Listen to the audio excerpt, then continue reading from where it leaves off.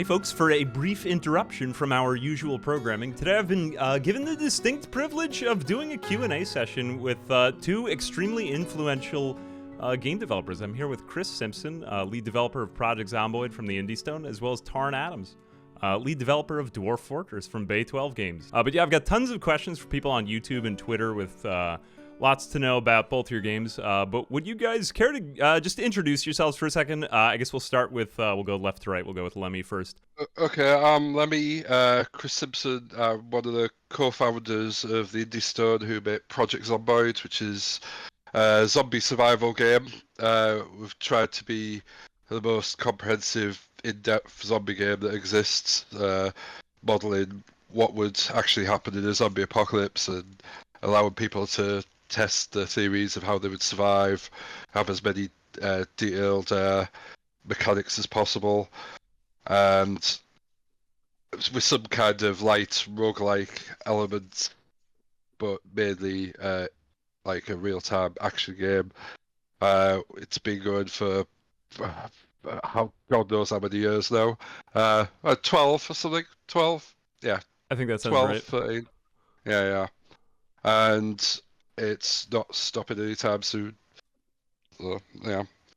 Hello. Yeah, and I'm Tarn Adams, the co-founder of Bay 12 Games. We've been working on Dwarf Fortress for the last couple decades. It's a colony settlement management game with a bunch of dwarves digging into a mountain, finding dangers and treasures and so forth. And but it's a very detailed simulation. We kind of aspire to be a fantasy world simulator where you can kind of do whatever you like in a kind of super generic fantasy setting, and it's got a little RPG attached as well, and it generates a world with a couple hundred years of history, or you can kind of run it however you want. You can just look through the legends of the world, or go in and experience it as a bunch of dwarves or a single person. That's the idea. Sweet. Yeah. How do you describe Dwarf Fortress in like a concise manner, really?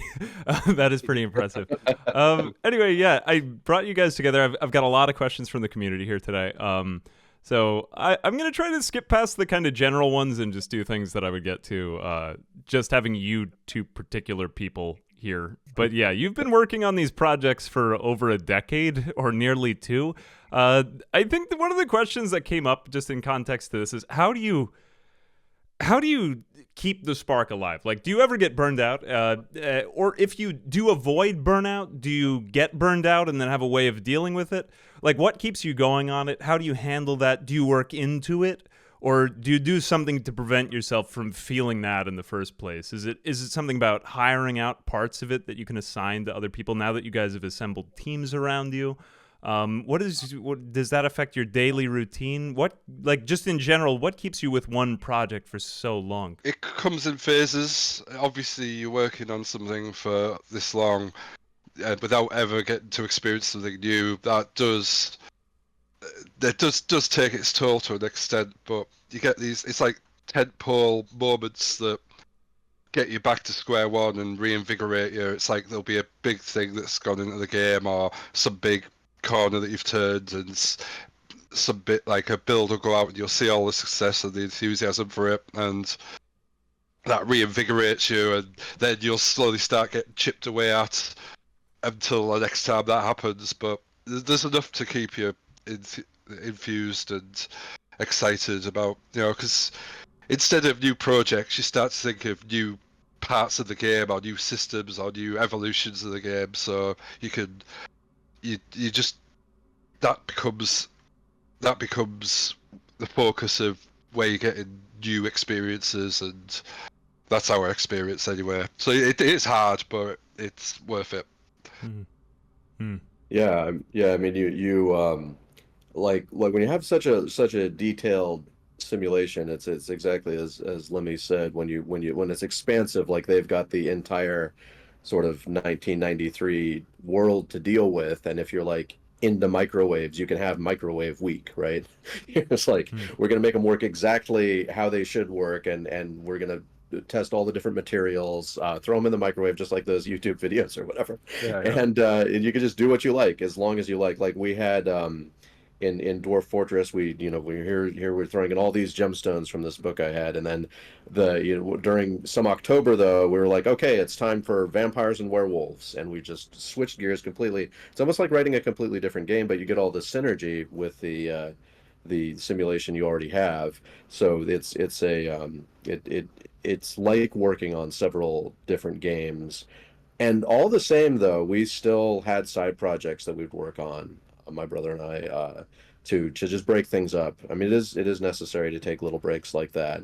yeah. And especially, I mean, I was so like the interface before we went on Steam was so basic and simple. I didn't have to do a lot of that kind of work. And now that I've been doing menus for like three 3 years straight to kind of play catch up, I now understand like a little bit better when people were talking about like, hey, why don't you get burned out on the project? I'm like, oh wait, this is what they were talking about. Yeah.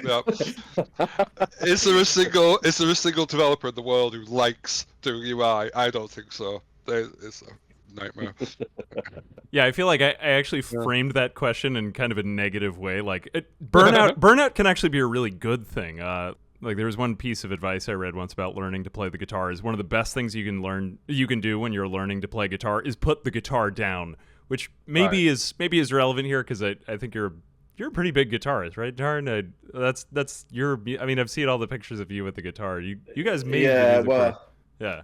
I that we will not characterize it that way. There's going to be, possibly another little guitar video coming out as one of these sort of people that were recording us, and you'll see how bad I actually am. It was so crappy. I was like, "Please cut it," and they're like, "No," and I'm like, "Ah." So I suck. But but no, you have to take breaks, but you have to also grow your calluses, and if you're not like you have to have your Yeah. fingers bleed the first few weeks you're playing, or you can't be like, I played until my fingers bled or whatever, because you have to say that. It's like Brian Adams or whatever. So is Um, that you doing the ding ding ding ding ding on the Dwarf Fortress Classic? Dwarf Fortress Classic is all me, yeah. Oh wow, I didn't know that. Yeah, the Cool. main theme that stayed in the menu, I think it was just acoustic guitar in the classic mode, right? And then I was actually just listening to it today. I was like getting chills. Oh, well, that before I listened to Drink and Industry, which oh my god, the first time that came out on chat, we had like 3,000 viewers, and everyone was just going at it. Yeah, I think tentpole moments is maybe a good way to characterize it. Like totally working on totally different games, almost like, or I remember it was even like the bees system. Wasn't that patron inspired or something like that? Am I reading that wrong? And that was like a month-long project? Yeah, we had what we called it the animal sponsorship drive back in, it was 2008, 2009, something like that. And we were doing like the whole game was run on contributions at that time, and we were just kind of trying to drum up a little bit more. And we wanted to say like if you send in at least $10, you get to pick an animal.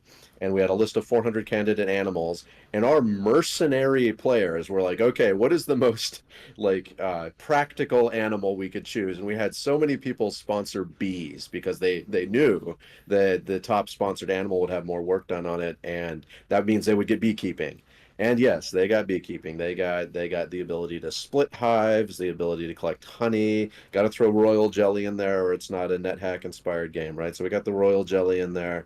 Got various bees, bumblebees, honeybees, and yeah, you can collect the honey, collect the wax. You get the press cakes. We added screw presses so that you can get press cakes and make wax. And yeah, people generally happy with that. Although it's still like I really want to spend a couple more months on it because it's not good enough. Okay, on to question 2. When will you feel done with your games? Yeah, so when is Dwarf Fortress done?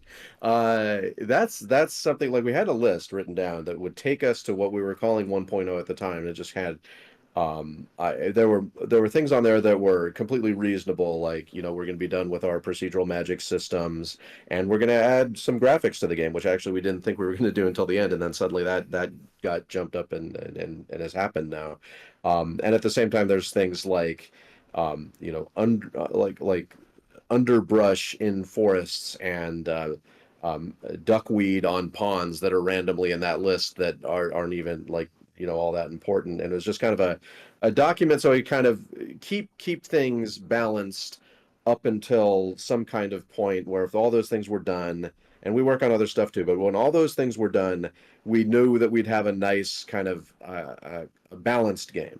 And there was no expectation from anybody, including us, that was actually the end of the line. That was one, and then you just keep going. There's no end to the project. We've invested so much in it, and you get so much more out of putting things into an existing giant simulation than you would from starting from scratch. And now that we have Putnam, the second programmer, we can do things like optimize the game and remove more bugs that weren't possible before. So it's going to be a healthier project going forward, which just means we're just going to keep going. I mean, just treat it like a musician. Like just when do musicians stop, right? It's when they just can't go anymore. Mm. And that's When you've that's got, that's the plan for me. when you've got nothing else more to say, effectively, like, but you don't know when that'll be because it hasn't happened yet. So, Yeah, there's so much, right? There's so much. Yeah. I mean, when are you ever going to run out of stuff? You've got like, you could start setting up the electrical grid or something, right? And do all kinds of Yeah. little things with that, and then yeah, who knows what's going on with Yeah. satellites and stuff up there. I mean, the big thing for us is that due to the ease of development and the development processes, NPCs have always been like the last major thing, and that's a source of some frustration in the community because they keep getting put behind, like behind other things that get slotted in front of them, because simply to put the NPCs in and then try and develop everything on top of them would be a lot more of a difficult task. So in terms of a 1.0, I would say it's after polish, the NPCs are the last thing we'll do. But in terms of development after that point, we're like, there's no end in sight really. It's there was a point about 5 years ago where we're like, right, we need to wrap this game up. It's been long, and now we've come to terms with it's a forever game. It's our life, and we're very lucky to, we're very privileged to be in the position where we can work on this game, and we've always had enthusiasm for it. But as I said in the last question, it comes in waves of enthusiasm to waves of like. Yeah, and I feel bad saying this since Tarn's been working on this game for twice the amount of time we have, but it's like I think once the NPCs go in, we'll have so much more to play with, and it'll be so much of a more exciting time.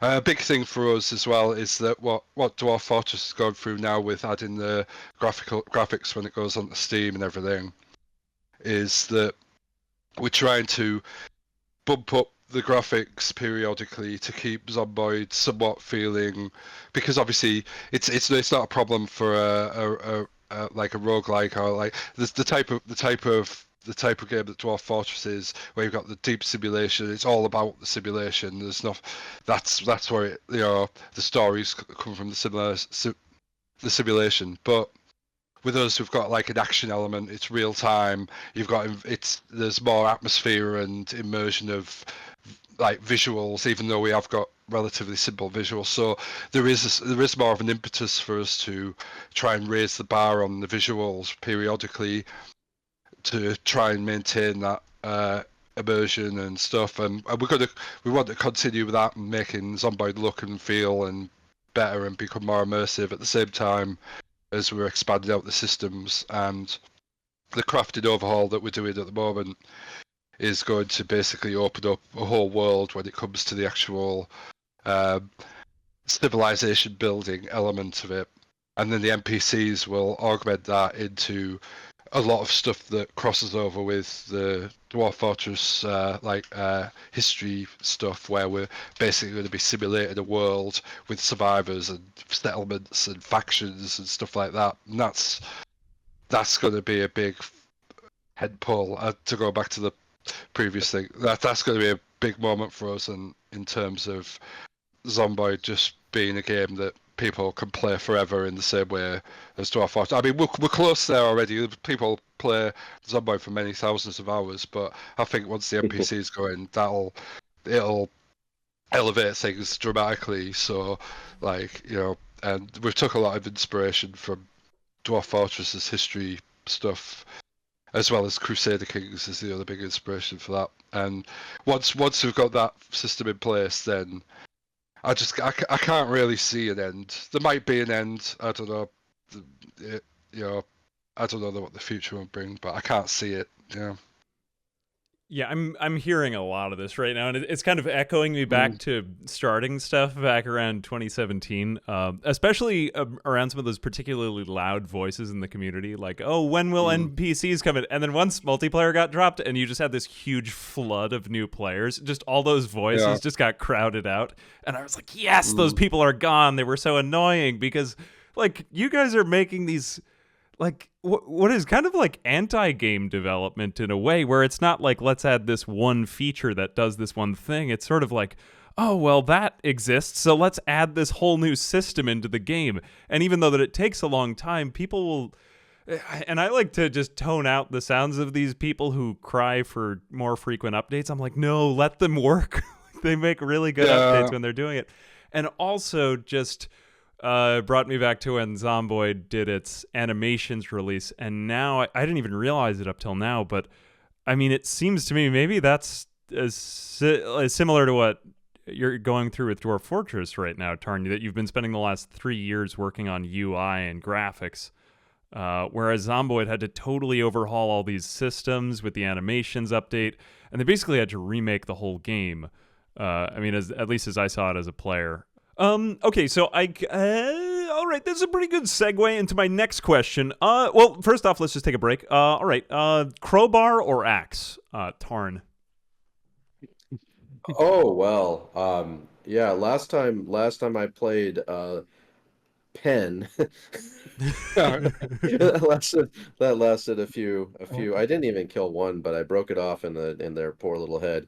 But no, I mean, I think a crowbar for me. An axe for a dwarf, a crowbar for me. I can't. Axe is heavy. I mean, this is what we're talking about, because of course, because of Dwarf Fortress. When you said axe, I imagined like this giant battle axe head that was in some like game enthusiasts, or like Society for Creative Anachronisms enthusiasts like house. And then I would be able to carry it for like 10 minutes before I got exhausted, and I'd be able to swing it like one time. And like crowbar, you can do a bunch of stuff with crowbar. That's me. I'm sorry that I'm taking too long to answer this question, but that's my answer. You're forgetting that axes can chop down trees as well, so I'll just put that out there. Yeah. Lemmy. Yeah. Crowbar or axe? Well, I've already answered the question. You can chop down trees with an axe. Trees. Not that I don't like trees, but they're good for building fortifications. Yeah. I think it reveals some of your game design processes. Okay, I'll do one more of these, and then we'll go back to the real questions. All right, this is my personal favorite. All right, would you rather smell like farts for the rest of your life, or have Cheeto fingers for the rest of your life? Think about it. Farts for the rest of your life, or have Cheeto hands for the rest of your life? I spent 95.5% of my life in my office, so Cheeto hands are farts. Cheeto hands would get on my keyboard, so I'll have to go with the farts. It'll be fine. I'll just have lots of air fresheners. Yeah, does the dust come off? Can you just lick your fingers and get the Cheeto, and then it's like replaced, so you get like permanent Cheeto fingers? Oh, I never even thought of that angle. Well, you can't, like, one person who had answered this question, a friend of mine, said it would be a food source. So I hadn't really thought of that. That's true. Although you need to wear gloves. I changed my answer to Cheeto hands. Thanks, Tarn. Survival. Okay, I like it. I think for me it would be. I'm just going to interview myself here for a second. I would probably choose the farts and then wear a lot of cologne, but I feel like that's a cop out on the question. So yeah, everyone wins. Okay. All right. I think I will get into the designing each other questions. Yep. All right. This is a pretty easy one because I've already touched on it. It's basically the history generation, which I don't think I've ever seen in any other game. And this is something we are planning to. What's the best way to put this without getting lawyers involved? Be heavily influenced by is because once the NPC system comes in, the idea is that effectively you'll have this system on top of the game that's basically simulating the world and building up settlements and factions and history that's building up, and players will, if they wish, be able to start 20 years into the apocalypse or 30 years into the apocalypse and have factions at war with each other and all this business. And obviously, we're not in a vacuum. Obviously, I've played Dwarf Fortress, and that a lot of the inspiration for that sort of stuff has come from that. As I said, as well as Crusader Kings is another one, but Dwarf Fortress has been a big inspiration to Zomboid in that respect in terms of the NPC design and what we plan to do with that. Yeah. Yeah. I mean, I was thinking for practical reasons, I just love to steal the crafting stuff over on the RPG side, because right now you can chop down a tree, you can take a branch and work on it with like a stone that you've napped to make like a helve, and then put a sharp stone into it's like a hatchet handle, and put a sharp stone into that, and then get a stone hatchet, and that's it. That's like the entire crafting system of adventure mode. And I'd love to just steal I just want obviously the technology thing presents a bit of a problem, but that's like practically I'd love to do that, or just steal the fast forward button, because I can't make anything go faster. You're welcome to just so everything's square. That's fine. Right. But when I was playing earlier, I also saw the puddles that were like forming on the road, and that made me think, like, where are my puddles? I've like a puddle free game. It's frustrated me for years. I was trying to think of how to do puddles, and I'd have to have like an invisible layer of like where are the sort of depressions in my grid, right? Like an extra layer, and then that adds all kinds of complications about what happens when they're digging and that kind of thing, and does it relate to farming, irrigation, all that kind of stuff, and can the player interact with the puddle system when there's already like a depth of water in a tile and so forth? It's just a big mess. But you got beautiful puddles, and I'm like, oh, that's This is the irony of the difference in our methods, is that basically those puddles are just purling noise on the floor. It's just like there's no logic to where they are. I want more logic to where they are, so I do want to improve them. But yeah, it's like, just put them wherever there's been water. You've got such deep water systems as well, so it's ironic that you don't really have puddles already, to be honest. But yeah, no puddles. Yeah. Yeah. Now that you mention it, going that deeply into, I mean, oh god, just, I mean, the whole fact that you have an entire water system in the game, it's just I'm always like just so mesmerized by it whenever I see it. Actually, I have one personal question here. So one thing that to me, and I'll just ask this selfishly as a YouTuber, how will players identify with their character more? You talked about the procedural generation, and I know a little bit about what this is in terms of the adventure mode, because I've seen a little bit of coverage on it. But yeah, do you want to just talk a little bit about how players get to design their own characters, or how it's generated in adventure mode? Yeah, so their own character, you get kind of a really it's just kind of inspired by tabletop character sheets, and Ooh, cool. the like those ridiculous like old 80s D&D books where it'd be like you can spend 50 gold pieces to buy like a pocket telescope or something like that, or a falcon. And we were like coming out of fortress mode where we have all this stuff. We're like, we could really just do that now. We have all these items and stuff and all these little pets and things. So we just have a kind of a multi-stage like seven page character sheet maker that you can kind of go through if you want. And you can set your personality facets and things. Just kind of go through the entire dwarf character sheet where you have like 56 different personality facets and you're like 30 or whatever intellectual values, and then those set up goals and things, and they set up needs that you have, so that you have to satisfy your needs during the game. It kind of encourages role playing to have you define your character, but then you have sort of an enforced role play that's not like taking the controls from you, but it's making your life more miserable. Much like the Zomboid like happiness Yeah. system when you see the icons in the corner, right? It's a Yeah. similar thing where you have to do things, but it's just going to punish you, but not too severely, just quite severely if you don't do it. And hopefully that, and there's also the appearance. You can set your appearance and your Yeah. skills Yeah. and that kind of thing, your background, all that stuff. So we just give people like, here is your giant Lego box of things to play with and make the character that you've dreamed, and then you can create a party or whatever as well. If you want to create, like, I don't know, if you're like a Dragonlance fan or something, you're like, I want to create all of the heroes of the Lance that meet at the tavern in the first book or something. It's like, knock yourself out, right? Just have a whole party there, and you'll all just be standing there at the beginning of the game. And then then the hand holding didn't exist. And that's actually one of the things we want to you spoke about, having a certain kind of player jump in and then not have any guidance. We're actually going to have some options for that finally, just like we did with the dwarf tutorials. We're going to make a little demigod system, kind of like Clash of the Titans. So if you want to have a tutorial experience, you'll have a little god parent helping you out. Yeah, I think that being exported to YouTubers, or I mean, I originally went through everything with watching. I'm sure you're familiar with Nookrium. Yeah, yeah, Yeah. yeah. Yeah, Mhm. yeah, really cool Yeah. guy. But yeah, he did like this really good set of tutorials that I was just like, okay, cool, this is the way. I remember I was a senior in college in the dining hall. I was like studying. It's like, are you studying for your exam? No, I'm studying for Dwarf Fortress. Yeah, that's Literally my that. experience.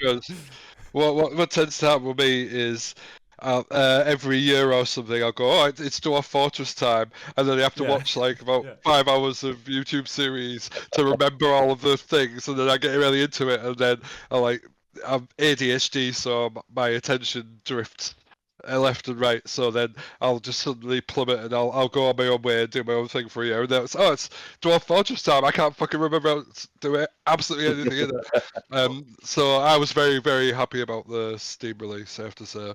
But yeah, it's I mean, it's kind of I got think this orthodox appeal, right? Sorry, I yeah, jumped yeah. in.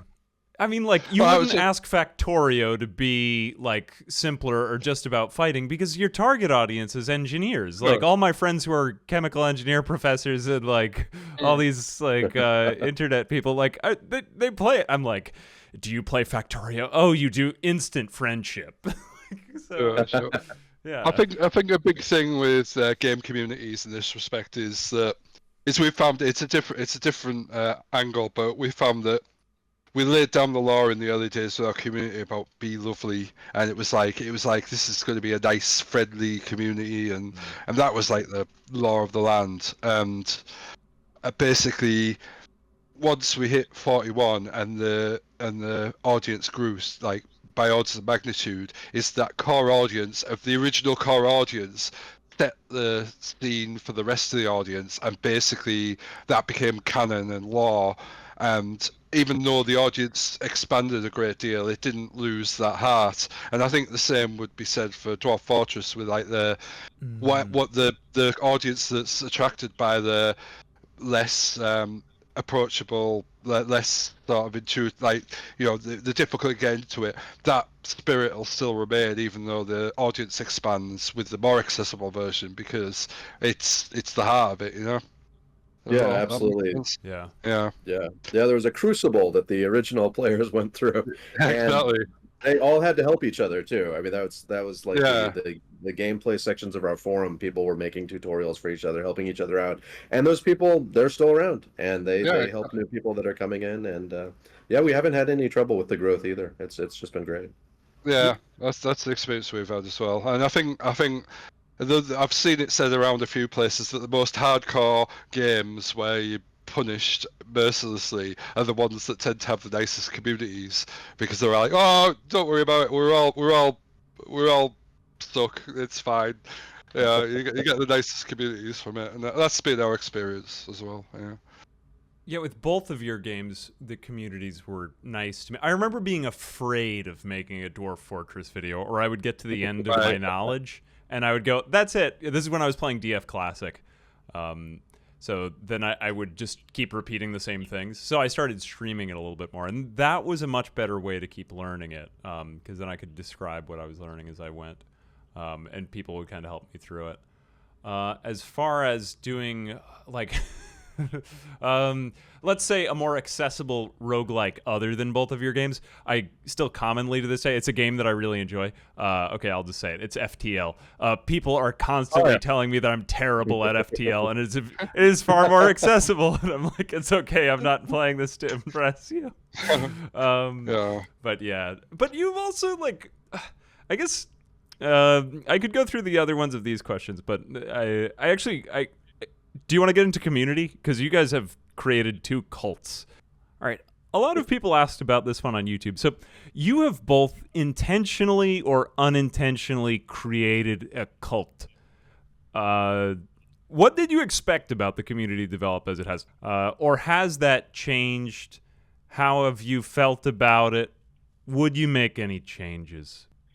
So I guess I mean it wasn't intentional at first. Like we had our in 2000 we put up the website with our old totally crufty 3D RPG, and we just wanted to kind of share that sort of form of simulation game development with people and see who would come around. And I have no idea how they found us, if it was like Lycos or Altamira, whatever those search engines were back then. Yeah, yeah. And they located us somehow. And there were just a handful of people for years. And like once you get to the point where Dwarf Fortress is coming out, you're putting the little tip jar up, and then you're Yeah. getting a Patreon and stuff. When you're like building actual sort of subscriber community, then you're sort of led into the well, I am absolutely building a cult now. It's actually like the personality is driving a lot of this. I have to be careful about every single word I say in development logs because they'll be like quoted back to me like the head of the central bank or whatever, right? Talking about interest rates. And for 10 years, people will pull quotes back. But at the same time, it didn't feel like it wasn't so, yeah. I mean, it's not like it's about that because the game is there, right? The game is sitting there, Yeah. and the game is more interesting than I am, for sure. So I think it doesn't turn into a full-on cult situation because the game is there, which is useful. And then, yeah, in terms of things that I would change, that's more of a community management. Like when you have your forum, your internet forum, start in 2000 and then continue on until 2024. That means that you've gone through things like the rise of 4chan and stuff like that. When we Mm, had a section on our forum called Various Nonsense where people could do anything they want. And it used to be a cute place, and that's then it turned dangerous. into it turned into an absolute disaster. We just learned you can't have a section like that anymore. Like as of like 2004 or 5 or 6. I think we got rid of it in 2007. It just started becoming an absolute cesspit. But we still have general discussion areas. They just have just light guide rails about the kind of things that they can do. And so there's a lot of learning there, but that's not, I mean, I don't even know if that counts as like stuff I would have done differently. Yeah, community Yeah. management speaks to me on many levels. We do that. Yeah, let me. I mean, I would say, if I'm absolutely honest, I would say I'm more proud of the community we've built than the game. Hmm. And it's yeah, it's a big deal to us because, as I said, like we sort of we made a lot of mistakes in our early days, and we were like went through a bit of a trial by fire, and we made a lot of enemies on the internet with certain things I'm not going to talk over, but I'm not going to talk about. But everyone who's been a long time fan knows, and we kind of learned all our mistakes in community management and PR and stuff very early on, and it kind of forged us into something harder. We sort of got it relatively early, and the community that we've got around the game is like amazing. It's nothing we could ever have imagined. Like, I mean, you're talking about what we'd imagined, but how could we ever have imagined we'd be where we are now? You know, so Yeah. it's difficult to ever sort of quantify how much you. But like, yeah, it's yeah, the community is a big part of it, and even if they don't necessarily know it, they push the direction of the game in huge. We have our vision, but the vision is malleable to a point in terms of what people want, you know. So it's like there's sometimes you have to say, like, I know better, the community are wrong, and know that you're right. And we have always been right in those instances. It's an art of knowing when you're right and the community are wrong, because when you don't have something in your hands, or you just imagining where it's going to go, it's possible to be wrong, even if you've got 1,000 hours in the game. Where, like, at the same time, it's possible for us to be wrong, even though we've been developing the game and we've put all these years into developing the game. It's possible that the community who plays the games for 1,000 hours knows better than we do. So we've got a very symbiotic relationship with the community, where we learn from them, and they learn that we were right in the first place in the few instances where we knew better, and we knew better, and if we didn't know better, we wouldn't have done. You know what I mean? So that's the I hear you. relationship we have, where sometimes we're taken on board and sort of we're sorry and yeah, you're right, and sometimes we're like wagging our finger and saying no, we're right, fucking behave. That's the kind of relationship we develop, which is like, it's a nice relationship. It's nice to be able to be honest and both admit you're wrong and also tell people off, and we've sort of got to a position where we can get away with both. It's a good thing that we do both. There's a few people that get grumpy about either or, but generally, yeah, we've got a very symbiotic relationship with our community where it's two-way street, and there's it's nice. It's a nice thing. It's the thing I'm most proud of out of everything, is seeing the community around the game and stuff. So yeah. Yeah, on the one hand, I hear you that there's the one side of you that is maybe self-questioning, like, have I been staring at this project too close for too long? Yeah. Like I think it was Phil Fish, the Fez developer. Did I get that right? Who had said that about, like, you're staring at a project for 3 years. Can I even see this thing? If I stare at a video for a week, I don't even see it objectively anymore. But yeah, but on the other hand, too, then you have those fringe people in the community who are like, can you add carbon dioxide into the air, and let's do an entire cellular automata system just to account for that new. And oh my God, what the heck? Like, and not everybody wants that. That's just one really loud guy who's writing an essay on the forum, too. What you're talking about there is Bill 44. Yeah. Yeah, I mean, the thing you get with people like that, though, is people are very good at detecting that there is a problem with the game, and they're horrible at coming up with how it should be fixed. So, like CO2 person there, what they might be actually going for is something like a better exhaustion system, or a better, like, you're trapped in a little room and you have to die system. Yeah. But don't solve it the way they say. Right. Yeah. This one was by Jim Watson 1013.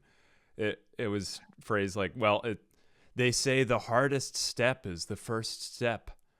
How did the first steps you took take shape, considering the scope of the project today? See, it sounds like Confucian. Yeah. Well, the first steps were a lot simpler than the steps we're taking now, so it wasn't that much of a bigger deal. And also, there was less people looking on and less pressure, I guess. I mean, that didn't last because basically before long we found out that we'd got screwed over in a previous project and we had no money for rent and we had to start like crowdsourcing. So that's when the stress began. But the first steps were pretty easy, really. We were just messing around on the PC, going, "Oh, wouldn't this be cool?" And it's quite fun that. So yeah, the first steps were super easy. Yeah. The beginning is always delightful. It's like you could I can just add a thing. We had dwarves running around with workshops, making crafts and digging into the cliffside within a day or two. It's just like you just throw all that stuff in there, and then eventually you're like, oh well, now I have to go make the pathfinding code better. Yeah. The gravity of the situation starts to mount, doesn't it? Well, that kind of leads me into another question, actually, because like I've looked up as much information as I can on you guys, and I've read, and I don't know how much of it is dramatized or just untrue, because I've read my own Wikitubia, and I'm like, this is BS. But yeah, no, I mean, like, you guys both came from some, like, I don't want to say like desperation breeds for great art, but like you've both been through some tough times, especially around the beginning of these videos, based on what I've read and heard. Do you feel like that kind of like reckless abandon, or do you feel like that was you, or is that just all the dramatization of the internet? Well, if that's what you mean, that's right. But if that's what you mean by misery, it's like, yes, I was at Stanford studying mathematics. A horrible, miserable life. No, I mean, I'm not going to say that at all. But I've hated it. So, oh no, yeah. there were all kinds of things that were okay. Then probably they're all false. No, they're just you have to read your own Wikipedia entry. It's good. Some of that stuff's true. Although I know what you mean though, because I look back at it and like this one incident where I my some horrible things that happened with my brother and stuff, and I was like, one time I used a narcotics, right? One time, and then it's like now the Wikipedia article said something like, and he had this phase of drug use or something. I'm like, dude, oh my god. I thought it was a great story. I think you should play into it, honestly. Oh, I don't mind now. Yeah. It's cool. 6 years on the pipe, man. It was hard. Well, game came out of that. In my case, like, yeah, we had some tough times at the beginning. Like, it's all chronicled quite somewhat accurately, but when people recount the stories, there is a lot of. It's like, oh, they had a flood. Oh, the office was burnt down, and they didn't have any backups. And it's like, yeah, we were burgled, and we had backups, but we didn't have backups for a month or something, and the entire internet hated us, and it was a whole thing. And we messed up, but I think the way it all went down, somewhat due to the bad public relations / community management that I talked about earlier, we messed up in our response to it, and it was a complete disaster. It put us in like a depression all for like 6 months. It was pretty horrible, and but like at the time, it felt like in the months prior to it, it was like there was whispers of the next Minecraft going around, which I don't know how true that was, but that was we kept hearing that type of and it was like obviously that was exciting. Oh my god, I come from a working class background. I suddenly got all this success and this and the other, and then this happened. It was like life destroyingly hard. And it felt like you had success in your hands, and then you just it was just brutal. But I still wouldn't change what happened because it led here. And as I said before, like it did. Like Will, another co-founder, he uses the term "forged in the fires of Mount Doom," and that's what it feels like. Is that we went for a really tough patch, but we learned really fast. We grew up really fast. We learned what was what, to the point that when we saw other developers put out statements about something that had gone wrong, and we're like, oh god, what have they done? Why did they word it like that? And we instantly learned exactly how to handle ourselves and purport ourselves to a community, and that's done so much for us over the years that it's hard to go back and risk tinkering and remove that bad thing from happening, in case it could have turned out differently. We could have made some bigger mess up later down the line and just completely screwed everything up. I don't know, but I wouldn't change a thing of it.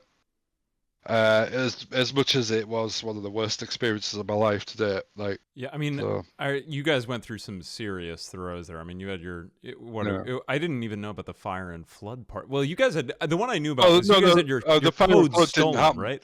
The fire and flood didn't happen. That's I think Hello Games had a flood. I don't know where the fire came from, but just when people recount the story on Reddit to this day, like someone on games will mention Zomboid, and then someone say, "Oh, did you know they had a fire and one person died?" And I was like, "What?" And it's just the actual story is completely wrong every time, but the essence of where it came from, there is a nugget of truth that kind of got distorted over time, and you can't ever get rid of that. It just follows you forever. But and I'll just jump every couple of months. I'll jump onto Reddit and say, "Well, actually, this is what happened," and set the record straight, but it doesn't stick. But yeah, there was no fire, there was no flood. We were on a night out at a nightclub, and we got burgled.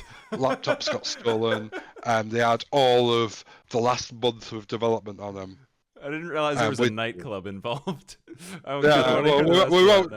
We were out celebrating some Zomboid related thing, ironically. Yeah. And yeah, so basically we lost a month of work, but that turned into we had a fire and we lost all our work and we had to restart from scratch, and but I put the blame on us because at the time we handled disclosing this information to the community and our reaction to the community, and we got butthurt when people got angry about it. We acted really badly in response to it, which is what basically was the main problem, I think. And that's what was a learning experience. We learned. We instantly gained 10 years of experience in public relations and community management in a week. And once we came out the other side, we were so much better. We were so much better in every respect that maybe we wouldn't have got where we are today if it wasn't for that. I don't know. Well, I mean, I feel like that it helps me play up the narrative that I'm trying to create, that you are both of this great men narrative. And I'm going to give you laser eyes in the thumbnail to this. And I'm just looking for legal consent right now. But maybe I kind of overstated that a little bit as far as that goes. I guess kind of what I was wondering is, I mean, and I kind of remember going about this with you because I used to be a middle school teacher before I became a YouTuber. What were each of you guys risking when you decided to go totally full-time with your project? What would have been that life that you gave up? Was it, or what were you risking by turning to full-time game dev indie? We had a previous project that fell through, so we'd already quit our jobs and went indie, and then that didn't go well. Basically, we're working on another game that basically we expected more money to come from, and it didn't. So we were suddenly in this completely dire situation. Zomboid was our lifeboat, really. So it wasn't really a risk; it was a lifeboat that happened to save us from not being able to pay our rent. So it's the risk had already been taken on something and gone wrong, and Zomboid was the thing that righted the ship. Well, yeah, I mean, for me, I kind of planted the seeds of my own destruction of my math career in the beginning because I was always working on video games, including Dwarf Fortress, almost the entire time I was in grad school. So I wasn't doing enough reading. I wasn't learning enough outside of my specialty and all that kind of thing. I got my PhD thesis done, but was not a mathematician, at all really. And applied for my, the postdoc. I sent out 60 applications, got one, and went there down to Texas. And I was just not a research mathematician at the point. I didn't really know what I was doing, and at the same time, I was preparing to release Dwarf Fortress. And so by the time I quit my job, which was right before we released Dwarf Fortress, I quit. Um, I wasn't giving up anything because it was already dead. Yeah. I was Yeah. completely, I mean, I was hopeless, but I like if Dwarf Fortress didn't make it, I didn't have a backup plan. I didn't care either. I mean, I just didn't care at that point. I was so miserable at the job. I mean, I'm sure I could have gone back and, maybe gone into like just a teaching type of job. Not that it's easy to teach. I'm not saying that's like a fallback. It's something that I was kind of doing. They turned my research job into a math teaching job, and I was doing okay Mm. as a math teacher. I wasn't super enjoying it. It's kind of fun, but I obviously wanted to do games more if it worked out. So I didn't feel panicked or anything, but I had already killed the career, so Oh. We both yeah. killed off our careers before it. Yeah. But you'd both Yeah. had a Kind of, pretty I mean, extensive career before that in something else, or I guess, Well, in my case, it was game yeah, dev, but yeah. it was like AAA. We all know what that's like. So yeah. no. Yeah, I think Yeah.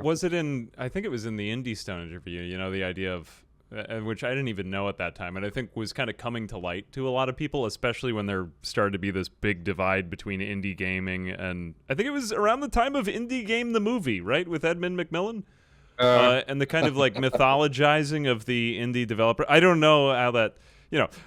But yeah, I don't know. Maybe I'm like mythologizing indie development a bit too much here. But yeah, like the whole idea of like you're not making a game, you're making an explosion of a car in the game. Yeah, well, yeah. Your job's a lot more like segmented into little cogs. Like you're not, I mean, you do get like an AI developer might do some really cool AI stuff that spans the entire game and stuff like that. But you know, in general, when you're doing AAA, you've got a smaller piece of the cogs of the machine, and you get very good at that, and but you're not. When indie dev, you just got to wear every single hat, and you've just got to figure stuff out. And you might not do it as well as a AAA developer who specializes in it, but you'll get the job done. It'll do, and then and it's a lot more exciting. It's a lot more interesting. You don't get any more time off, but you're doing it for your own benefit instead of other people's. Mm. So yeah, that's what it comes down to in my book. Another question here. Would you prefer to Okay. eat breakfast for every meal or candy for every meal? Taste only. Nutrition doesn't matter. Hey, what about like decay, like teeth decay and things like that? That I doesn't like count. candy for every meal. Obviously. Reasoning? I I've changed from a candy person to a breakfast person recently. I've just like my sweet tooth is fading for some reason. I don't know why. Inexplicable. But yeah, I'd be a breakfast boy now. Oh well. Yeah. Do you know Brinner? Like breakfast Sound for like it. dinner? Like Brinner? Breakfast for dinner. Yeah. Yeah, like it's a portmanteau of breakfast and dinner. I was Yeah. I was thinking since how much I already enjoy Brinner that yeah I too would be of the breakfast camp. Sorry to disappoint, Lemmy. All right, okay, and one more of these. We don't need to ban candy though. We can eat breakfast all the time and then have candy for snacks. Oh no, I think the idea is that you give up one or the other and you never I have know. I know. I want it all though. We're gonna have the most robust eating simulation we can possibly have. Yeah. Okay, would you rather be stuck in the body of an old person, like a decrepit old person, or a middle schooler for the rest of your life? You either have to walk around and be an old person or a middle schooler for the rest of your life. They're so small though. I did a little tutor thing when I was in Texas for middle schoolers, and I forgot they're so small. They're still small people, and I'm like, I don't know if I want to be small again. I guess the middle schooler, but there's complications. Yeah, there's no easy choice to this. Anyway, I would have said.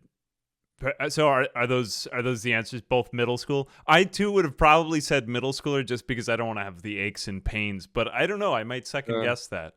and the reaching. Well, no, thing I is was also... actually leaning toward the older person. Although, yeah, you do have to Okay. define the decrepitude a bit. I just Yeah, because I feel like the old person would get some respect. They'd also get picked on a bit. I just feel like yeah. being a kid is kind of miserable. That's a tough one. That would be weird, being in your own mind and being a middle schooler again, going into like go to a bank, Yeah. like hello. Yeah, here's my ID. I'll go right. That proves it. Uh, all right, I guess I'll use that as a segue to get back into the game. Back on topic, AA from YouTube. This one comes from username 117 Pyromaniac. For both games, what was the least expected self-imposed challenge that you've seen or heard of players taking on? I guess on YouTube or on the forums or otherwise. Plugging YouTube here. Ambiguous Amphibian has tons of fantastic self-imposed challenges on his channel, but you can go Yeah. and speak for yourself. It's either you or call me Kevin that these are going to be about, because it's like it follows videos with Private Line that I really liked. It was like just the idea of having a single zombie following you around, and just the dread of whether you'd see it around the next corner. That was really fun. It was like your videos and Call Me Kevin are always really fun. Always like not leaving the house, or building bridge forts or stuff like that. It's like, I think we've only seen the tip of the spear. I think going forward there's going to be all sorts of crazy stuff that gets done, but they're always fun to watch. Yeah, Living on rooftops. I mean, to be honest, a lot of the time I can't remember whose a certain challenge was, who came up with a certain challenge, but I think I know you're a lot. You do a lot of them, so I think it's almost like I can't help but compliment you in this answer. But there you go. yeah. Actually, speaking of Kevin, I think he had done one like you can't touch the color green. I was like, oh, I like that we're Yeah. getting on this level. Yeah, let's do more of this instead of everything. I don't know. Sometimes I feel like it gets pretty generic. But yeah, he does a lot of cool stuff too. I like him as well. Yeah, I'm curious what's been going on with Dwarf Fortress, though, to be honest, because I've not seen any much in the way of challenging stuff that end. So I'm kind of curious what gets Yeah. done. Well, that's also that's why I'm letting you all talk, because I'm sitting here like, have I really seen a lot of challenge games? I'm not. I mean, people have like these mega projects, right? That's kind of more the way, like, I'm gonna go down into the underworld and make a zoo out of demons and stuff, like down in the underworld where you're just supposed to die. It's supposed to be like the Balrog ending of your fortress, and they like turn it into a petting zoo. And that kind of thing, or like I want, have a whole vampire fortress and that kind of thing. That are kind of sort of amazing, sort of expansive challenges, but not like restrictive challenges. Yeah, I don't know. I wonder if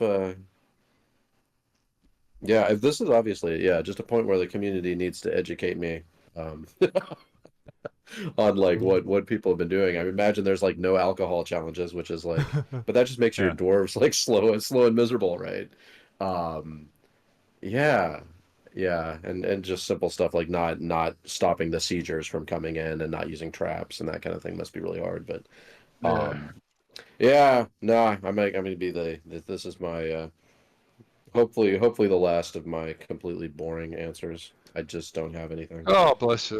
There's been not a single boring answer. You're fine. except this garbage. I feel like I can shed a little bit of light on that because I feel like that the Dwarf Fortress audience doesn't want the game to be dumbed down into a challenge. Like, for example, you're familiar with Cataclysm Dark Days Ahead, right? Yeah, Yeah, like I had yeah, made a absolutely. video on Cataclysm years ago where I did a lot of editing on it. Like I made it more narrative, and you didn't have to look at all the UI elements and everything like that. Everybody hated it, and I stopped making it pretty quickly because no one wanted to watch it. And when I made a longer video on it, um, people watched it, and I got like the same number of views, and I was like, okay, well, I spent more time learning the game and whatnot. And I think I'm feeling like the same thing kind of applies for Dwarf Fortress, that people are, if they're willing to sit down and be patient with it, you don't have these kind of like over the top like appeal to. And like I was having this debate with actually Hazor was one I was thinking of recently who had done it a lot. A friend of mine, how if you want to hit a bigger audience, you need to do it with the vanilla game, because if you try to do all modded up and with like kind of theme-based challenge, like there's this kind of small distinction between a theme-based challenge and a spectacle-based challenge. Well, I mean, another thing is not to put down our own game at the moment or anything, but like I think like for example, once we have NPCs in, that would be like a whole extra element of the emergent storytelling that we don't have at the moment. And like, although we still have a lot of emergent storytelling opportunities, it's like if I'm not going to compare us to Dwarf Fortress on that score, but where with Dwarf Fortress you've got so much emergent, like rich, like specific storytelling in the kind of fabric of all of the way the history generation, the way things like the it's the maybe there's less need for it in Dwarf Fortress at the moment, where like it's just play the game and like you've got like all these very very specific interactions between dwarfs and things. Like we haven't quite reached that level of story generation yet. That we will when we get the NPCs. So maybe in terms of need to like get something that stands out in the Zomboid community video wise is that there is a greater appeal to challenges. Maybe I don't know if that sounds fair.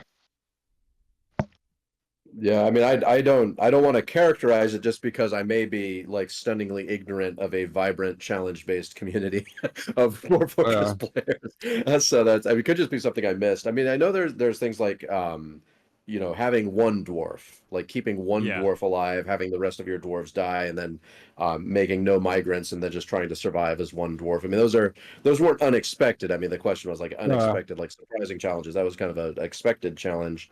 But that's cool. I mean, that's why Urist is the sort of top generic name of a dwarf for people in the community, because that came out of that challenge. I mean, speaking of private lab, he did like a "Can I survive on the worst biome?" challenge on Dwarf Fortress. So there's like it's things like that. It's less, I guess, less goofy because I see the same with like RimWorld as well, where it's like we need the NPCs really to mix it up that extra level, but you know it's like in many respects, like once someone's got 3,000 hours in Zomboid, it's like they're the things which propel it to keep it fresh and interesting. You know, where with the games that have got like the complex character interaction stuff, you don't necessarily need that as much. So I think that's where it comes from, to be honest. Is our games currently more suited to, especially also it's real time action, with more of an action aspect of like the real time movement and stuff. I think it's just a difference in genre that makes it. But yeah, I dare say there's plenty of challenges dotted around, like building the skyscraper or sort of stuff. But with Zomboid, I guess there's more of a viral element to it, where it spreads around the YouTuber community, and so it's just I think it's just because of different games. I think that's my perspective anyway. Yeah, it might have something to do with the kind of single character aspect, because like adventure mode is underdeveloped compared to Ford mode. But when you have like a single character interacting with something like Don't Touch Green or something, that's like there's more inherent drama in that situation than there is if your dwarves are just not doing a thing and they're kind of on screen sometimes and not on at other times.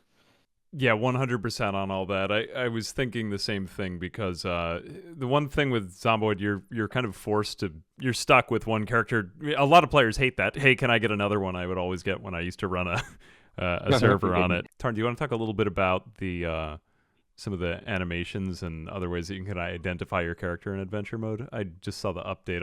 I don't really know much more about it. I saw, are there like combat animations or? Oh yeah. We're just getting into that now. We have like before, like originally we're talking about text-based roguelike, right? You're an at symbol moving around. And so we even had little animations then, in the sense of here's a red arrow, which is not an arrow, but like like a less than sign or something pointing towards you and flashing, saying that there's an incoming attack.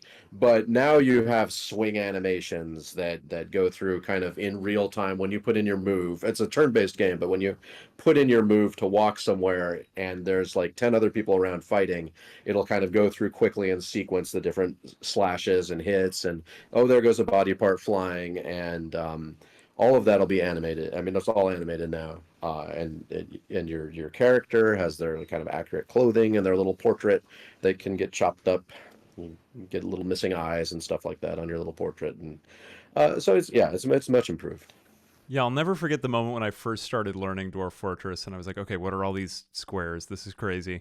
And then I remember Nook was just describing it as like, okay, picture this as Minecraft, which ironically is like a derivative in many ways. But yeah, how he was like, okay, we're looking at one 2D slice, and now we're going up through the trees. And I was like, oh, this is what's going on. And so that's, I feel like, a helpful way to describe it. But the one thing to me that always, I mean, maybe this is just like too vulgar, but, you know, movement draws the eye. It's just something I've learned from YouTube, just tons of editing. And I feel like that the movement of water in particular in the game was just really interesting to people. Like, okay, today everybody we're tackling water. And I'm still like, like there is no game like that. And actually, when you bring up RimWorld back there for a second, yeah, I was hearing you on the, like almost too many events happening on screen to really even have it be worth it narrating them. But I mean, that's something that I feel like, yeah, I've just thought about this a lot. I was thinking of other games like Going Medieval, just the challenge of creating like a grid-based simulation world where you still have like running water. And I think Dwarf Fortress is the only one that has really tackled it in a very robust way. The only other, because I mean, it's cellular automata that's being used to simulate the water, right? Am I using that right? It would be, except we're cheating when we do things like water pressure, where it has to do like global calculations. Yeah. I mean, it's almost all Jesus. cellular, but then occasionally you'll like slip in a flood fill so that we can like make the water run up the other side of a U-shaped tube and drown your fortress when you don't expect it. Ah, that's so cool. I love that. Yeah, I was thinking of it, and I was thinking of, I want to say it was Stonehearth, but a lot of these games had... Actually, come to think of it, Going Medieval is one of those ones that I really need to come back to. And even with the Stone Sense mod with Dwarf Fortress, just so many people are really hungry for this experience where you can play this simulation game, but in a fully Z-level equipped 3D world. And I've seen it attempted in RimWorld with this really ambitious mod that had some issues, but... oh yeah, God, it looks like they're doing it in Prison Architect too. Oh, right. Yeah, going 3D. I ran out of interesting, goofy questions, so I'm not sorry. Actually, one of them is kind of interesting. So, okay, yeah, I'll do this one. Explain in no more than 3 sentences. Let's say, what career would you be doing if you weren't a game developer, and why? In 3 sentences. 3 sentences. Don't overthink it. A business coder. A business what? There we go. Coder, like business developer. Yeah. It's like I'll be doing code no matter what. So I'll be doing, yeah. Yeah. Oh, did you want me to say spaceman? I'll be the spaceman. What do you want? I'd be fucking sat in front of my computer typing code, like one way or another. Just, I'm lucky to be able to do that in games. When 3 sentences. When I was a middle schooler, they asked us what we wanted to be when we grew up, and I had no idea what that entailed and wasn't thinking clearly. So I said, a computer-related veterinarian. Okay. That's ahead of your time there. Sticking with it. Yeah. I like how you got that done in like one really long run-on sentence, and you still have 2 left to use for the rest of the answers. Yeah, that was just like a middle schooler. Great. Okay, I'm gonna take you as the body of a middle schooler then, because that was a very middle school run-on sentence. I got kicked out of my decrepit body. Okay, I'm gonna have one specifically for Tarn, just because we're kind of coming up on the release here, and I might even just couch this one a little earlier. And then I have kind of an existential question, so just get ready for that. Ooh, all right, lovely. Yeah, okay, so this one came from, let me see. This one came from me, actually. This is a YouTube one. This is a selfish. All right, this is a selfish question. Yeah, so this is the Tarn for adventure mode. So I'm kind of wondering, as a video creator, this is kind of more apparent to me with PZ because you're instantly invested in this character. I'm playing as, insert X character here, and I am a heaping pile of garbage, and I'm going to improve myself. I mean, it's kind of like it instantly sows the seeds of tension. How will this piece of crap learn to live in this awful wasteland? But as for Dwarf Fortress and in adventure mode, how do you think, based on everything that you've done with it so far, will players be able to get invested into the character? Yeah, so you've got now you've got portraits. One of our artists, Carolyn, did some beautiful portraits for the humans and dwarves and elves, and our other artist, Neil Rice's did a portrait for every single of the 170 or something animal people. Yeah. And so you can see your character, you can pull up a character sheet for them, and they have their name and everything, and you can see them on the screen. It's reflected who they are, and that at least gets you, when you talk about graphically, that's where we're at. So there's the basics of what you need to kind of be into an RPG are there,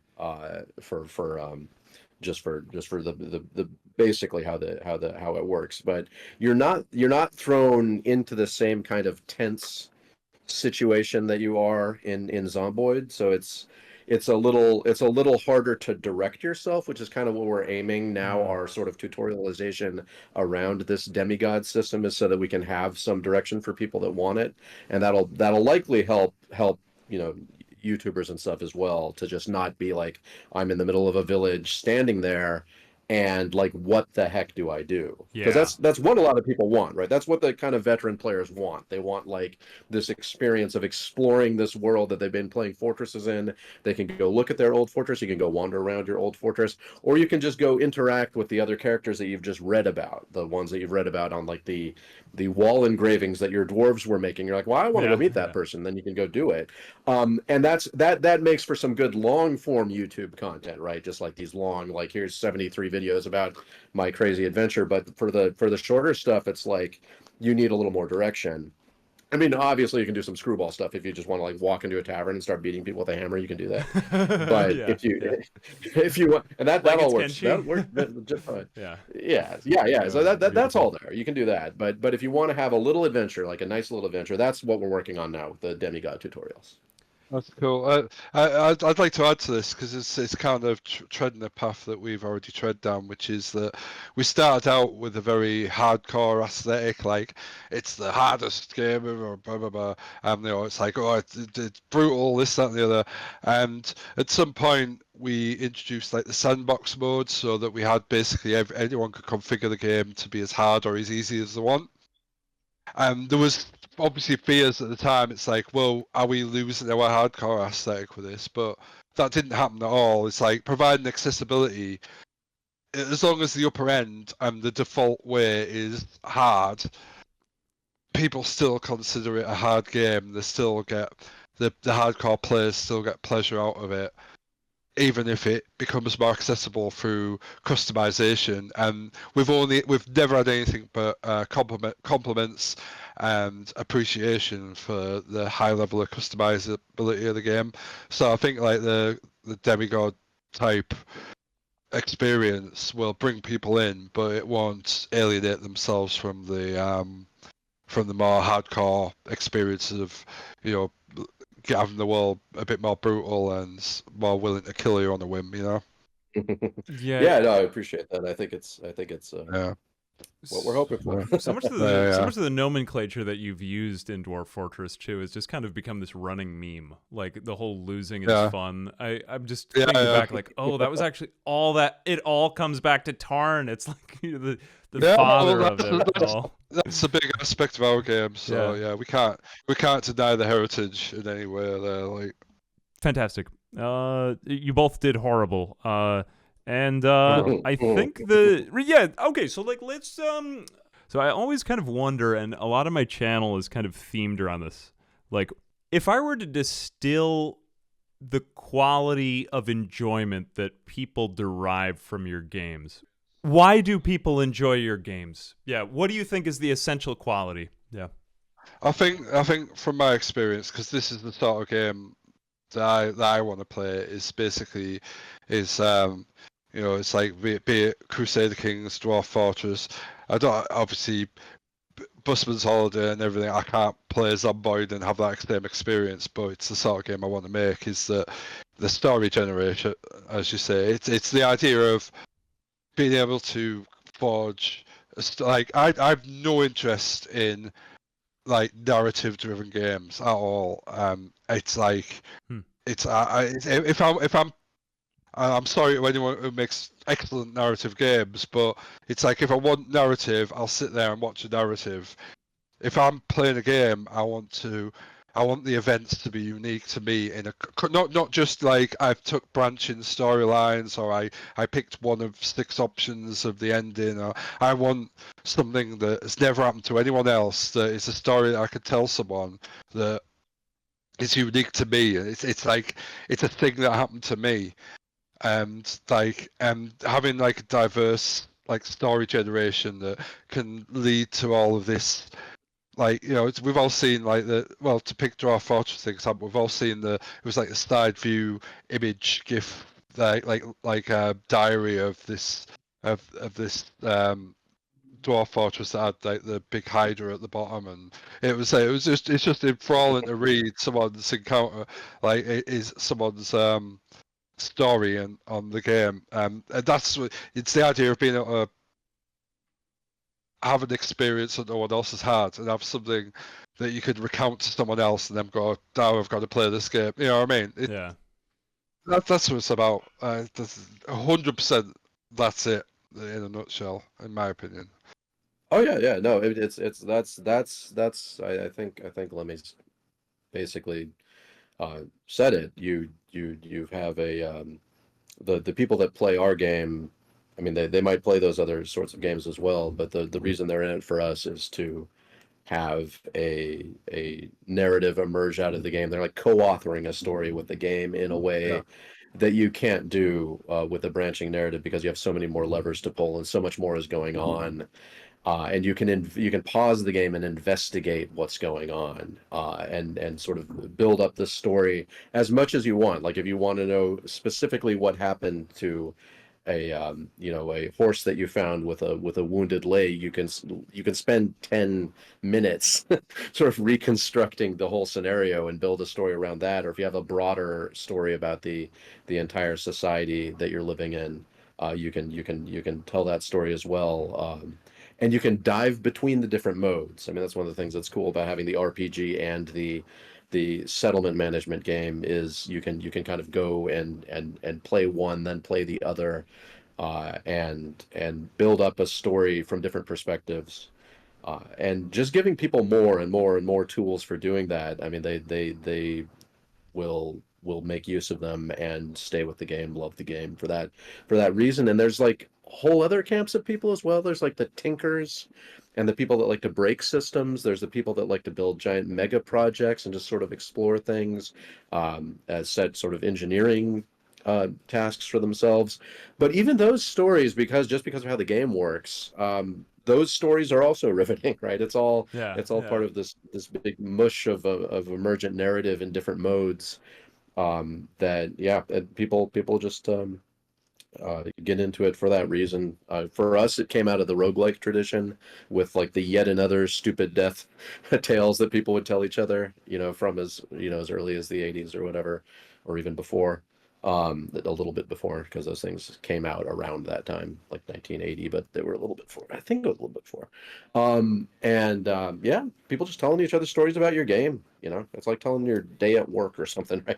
Except it's more interesting and fun. Yeah. Well, I think it was so Yeah. cool when the internet came out, and you could just go to Google Images and go like cool base in X game here, and it's like, oh my god, I got to try that now. And I mean, as a YouTuber, it's now like, oh god, my friend did this in the games. Well, the other thing too is that it gives me an excuse to sit in my house for 35 hours to create a video.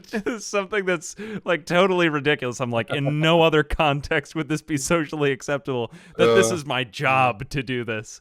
And then we get to send it out to people on the internet. You don't have to spend 40 hours doing this. Funny, slightly related story is I tried out house flip the other day, and I found out I was like scrubbing floors, so my house was a mess, and I was sat there on the computer going, shh. It's like, yeah, I should probably be doing this in real life, shouldn't I? Yeah, right. Yeah. Yeah, I guess it's just like a kind of an existentialism and gaming question. But anyway, my community told me not to let you get away without that. Anyway, I don't want to keep you guys too much longer, because now we are actually over time. Thank you so much for all your gifts to humanity. You are amazing, and from my specifically from my Discord mods, wanted to say thanks. Yeah. Well, Oh, yeah. it's been Shout out to the Discord people, and you're welcome. Thank you very much.